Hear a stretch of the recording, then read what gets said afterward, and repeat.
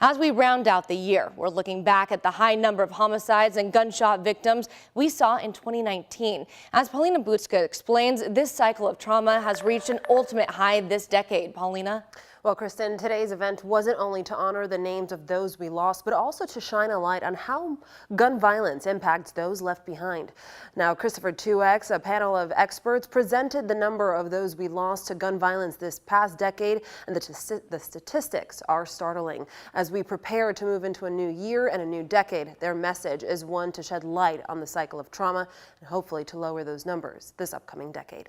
My husband was at one end and I was at the other. As Krista and Nevada Gwynn close out 2019, the only thing they'll remember this year, and we were screaming for our child, not knowing that that was our boy laying on the ground, is the day their lives changed forever. I lost my 19-year-old son, Christian Nevada Gwynn. We are number 93 of the homicides this year.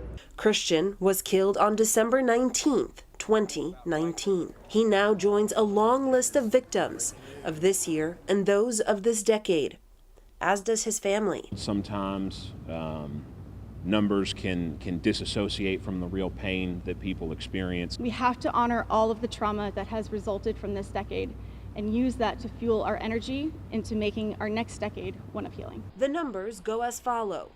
From 2010 to 2019, we've had 742 homicides LMPD responded to.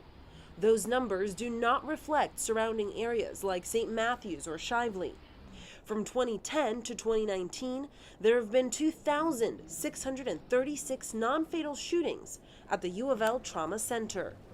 Most of these numbers come from the second half of the decade. That ties the deadliest 5 years in Louisville's history. The only other time period with that number of homicides, the only other 5-year period with that number of homicides in Louisville's history was 1979 through 1974. The impact of this violence does not discriminate against race, gender, or age. This is Christian Nevada Gwynn, Jose Antonio Munoz, Tony Hack, Andrew Elliott, Jericho Moore, Richard Harper, Philip Walton, my husband Charles Cowherd, Dante Edwards, Larry Ordway, and Maurice Gordon, Chase Haskins, Trace Wicker.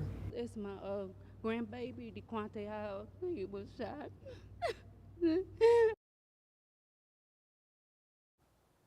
Well, most of all, the group's mission is to help these families connect in ways some of us will never understand. Kristen. All right. Thank you, Paulina.